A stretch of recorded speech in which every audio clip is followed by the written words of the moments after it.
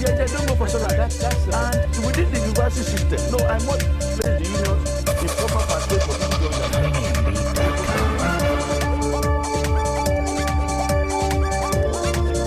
Hello and welcome to the program. It's the Nigerian Senate versus Ibrahim Magu Part 2. And this time the outcome is no different from what we saw in the Part 1 of the drama. Again, the Senate, that's the upper legislative house, has rejected the nomination of Ibrahim Magu as the substantive chairman of the Economic and Financial Crimes Commission, EFCC, Nigeria's anti-graft body.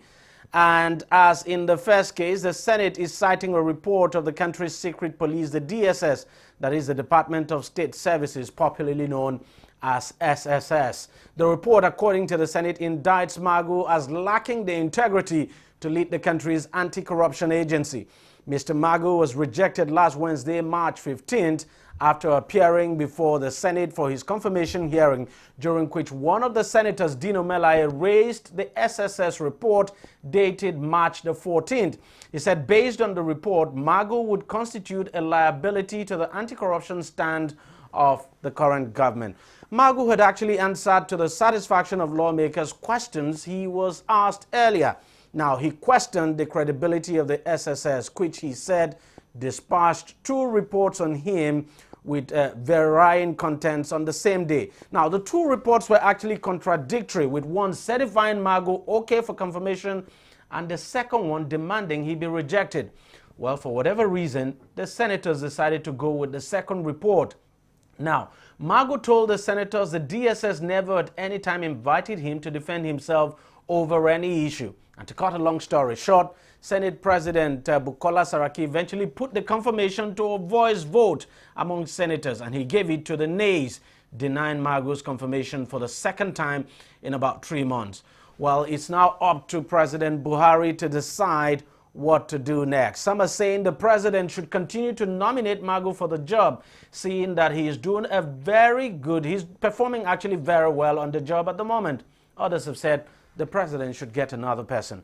But this whole thing actually says a lot about the presidency itself. It clearly shows even within the presidency, everyone is not on the same page on the confirmation of Ibrahim Magu as the chairman of the EFCC. Joining me now to discuss this very, very, how do I put it now? Should I say sad development, or quite dramatic development, I should say, is Debo Adeniro, who is the chairman of the Center for Anti-Corruption and Open Leadership, CACOL. Mr. Adeniro, thank you very much for coming on the program. Let me just quickly get your take first on the action of the Senate. Does it come to you as a surprise? Second time rejecting the nomination of Ibrahim Magu as chairman of EFCC. Thank you very much. It never came as a surprise, because I know that this is a hostile environment for an Ibrahim Magu to face a screening panel. As a matter of fact, that is a committee of the whole house, and the whole house is made up of preponderance of those who are under one investigation or prosecution or the other for offenses ranging from false declaration of assets, corruption, fraud issues, and all that. So none of them who want a Magu to be the head of that vibrant, anti-corruption and economic and financial, crimes commission, because they know that they won't be able to manipulate him. And that is why it should be expected that hostile environment is going to remain hostile forever. Even if Jesus Christ followed a Magu to that chambers, they are going to fail. I mean, it's quite surprising, because the question is, you ask yourself, what exactly does the Senate want? But what they want, I need to answer you. They wanted somebody they can easily manipulate. They wanted somebody they can easily intimidate. Remember when the wife of their president was invited by the EFCC?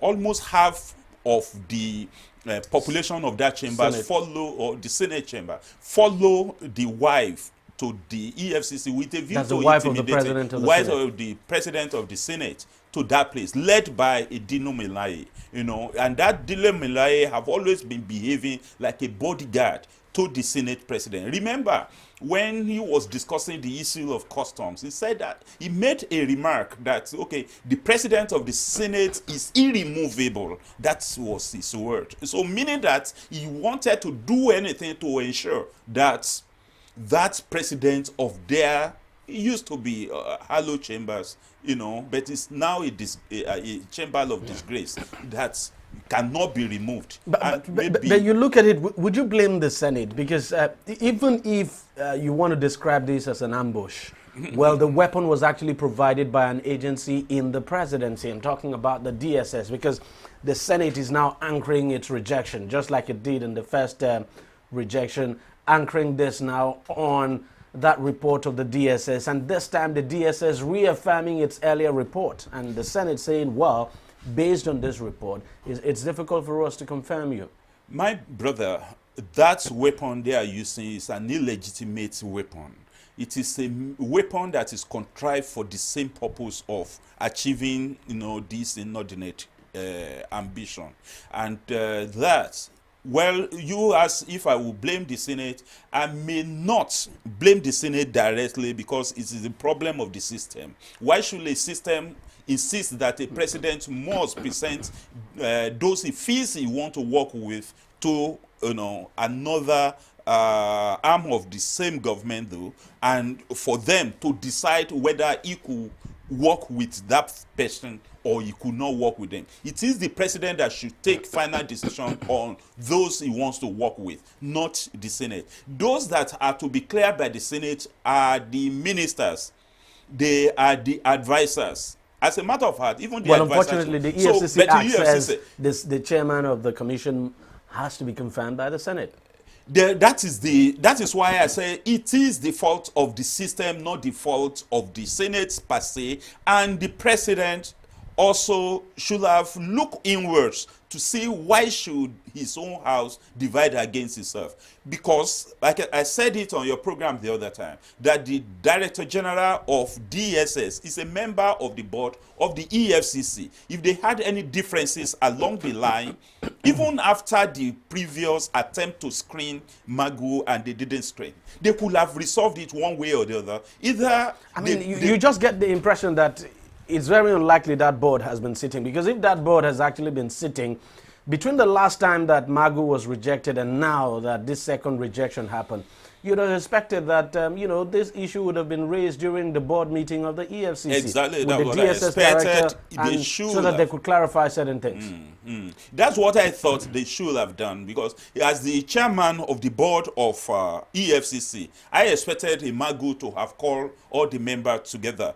and said that if there is any differences, because he said it boldly during the national dialogue on anti-corruption in Abuja recently, that if anybody has any allegation against him, he should bring it out. He should not consider anything. He should not moralize, that he was ready to face them in court. Why is it? Because DSS itself has, investigative, powers. And there are places where they should turn their reports if they had any security report. And that is why we have national security advisor. Now, if the DSS have to sideline the national security advisor and cannot submit his report to the secretary to the federal government and cannot even transmit it to the president or vice president directly, it means that there are certain people within the presidency because ordinarily what we would have expected at embarrassing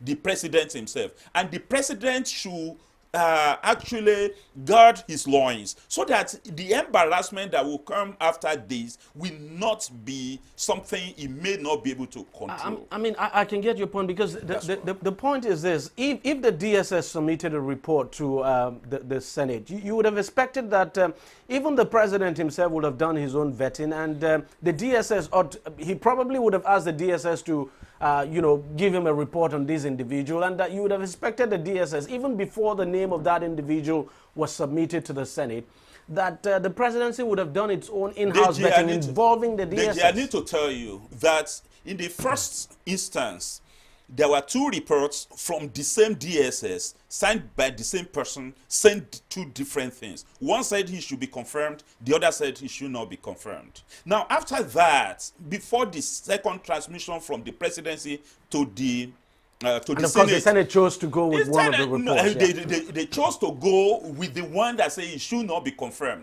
You will ask, why didn't they go with the one that said it should be confirmed? Because they should know. If they tested the pulse of an average Nigerians, they wanted a Magu to continue. Besides, the transmission of the second letter to, the name of the same man, Ibrahim Magu, back to the Senate, stated that the presidency has not found anything incriminating against the same. And if the presidency has not found anything, the Senate is not a court of law.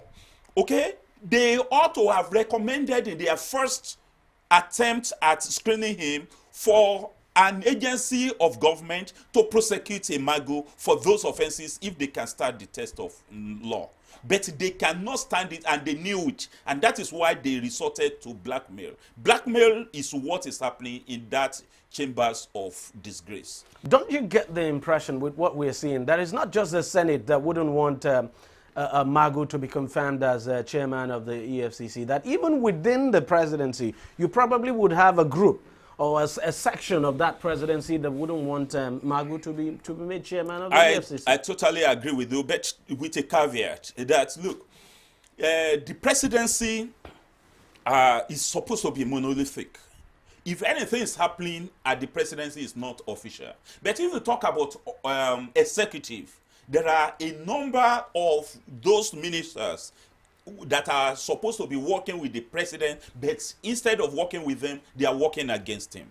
And we have mentioned it, that a number of those ministers have several petitions against them, bordering on corruption, bordering on fraud, bordering on illegal conversion, bordering on illegal transaction, including illegal, false declaration or anticipatory declaration of asset. They knew that if a Magu is allowed to continue the way it's continuing, it will blow all of these things open, and many of them will go down the drain and they will never resurface again. That is their own fear, and that is why many of the ministers will have been working surreptitiously against the presidency and against all the anti-corruption agencies. Remember that up till now, the whole of ICPC, the whole of SON, none of them has up to 2,000 staffers. How do you expect an SON to perform? How do you expect, as a matter of fact, I'm talking about EFCC. ICPC doesn't have up to 1,000 staffers. So how would they perform ultimately, even when one of their assignments, setting up desk in all the MDAs, needs more than 1,000 people to work on it? All the agencies, they are supposed to man all the borders. They are supposed to investigate all cases. They are supposed to, for example, Code of Conduct Bureau is supposed to verify every pin that is declared by all these public exposed persons, PEPs. How would they do it when they do not fund them? This is because those who are supposed to fund them, those who are supposed to approve budget, those who are supposed to release the money are themselves not innocent of all of the other charges. They see they are using the same money to prosecute. So they knew that their own time in court will eventually come. They bent on postponing that time in court. That is why many of them do not want the anti-corruption war of the Buhari regime to succeed. That is why they prefer the government that make things easy for them. Of course, the money the humongous amount of money that you get here and there, that people can no longer take to financial institutions, that cannot be laundered through, regular, channels, are now being found in people's soccerways, on the roof, everywhere, in their cars, So all of this is what they do not like, because it's no longer benefiting them. So I blame the system again. That why is the system still waiting to change the color of, get up of the naira? so that all of those that have been stolen and kept away will become a waste. Why are they still vacillating at prosecuting all of those they have caught laundering money and funding terrorism in the past? The mere fact that the Senate rejected Magu should be the reason for Mr. President to say that is the most qualified person. Because if he was not qualified, the Senate would have just said bow and go. If Senate has picked one of them that will come and do it, especially one of those former governors that are parading themselves in that place, that are collecting pension in their home states and still collecting salary in the Senate. If it was one of them, they would just say bow and go. But because they knew that this person is an albatross to their penchant for the commission of corruption crime. That is why they will not want to. So, but what we advise Mr. President is not to cave into the intimidation of the Senate, is to continue to submit for as long as, because he is the only one that is empowered by the Constitution to nominate the person that will work with them. He should determine who can work with them. Some people argued that is it only Magu amongst all the 180 million people. Nigerians. It is just like you say that go to maternity ward and search for a virgin on the maternity bed. These are the kind of thing. So it took Mr. President a lot of meticulous, sifting before he could arrive at that Magu. Now, if you have found it, it is going to take you another several days, several months, of looking at the background of people before you get another. Do we have that time to waste when we see the magnitude of corruption that is going on in official, especially when you consider the fact that whether you like it or not, the EFCC is pursuing quite a number of cases at this moment. So we cannot afford that. And they also don't want the investigation to continue smoothly. They want to find a way of getting into the path of investigation and prosecution. They wanted to find a way of sidelining the EFCC so that they will be able to penetrate the judges and those who are handling corruption cases. They wanted that lacuna, that we give them that needed time to sabotage all the cases that are in court and investigation that is going on. That is what the Senate wants, and the president should not allow them to achieve that. He should stand firm on his own opinion that, look, you cannot choose those who work with me. For me, I have identified him. I want to just like he's stubborn, in retaining those ministers that has petitions on corruption against them. He should be stubborn on reappointing Magu for as many times as it is necessary. So Deba Adinora, thank you very much for coming on the program, and thank you very much for your contribution. So we'll take a short break, and when we come back, I'll still have someone else speak on this issue. Every day, every hour, and every minute, news break in Nigeria. Things happen so fast, it's most times difficult to track and comprehend them.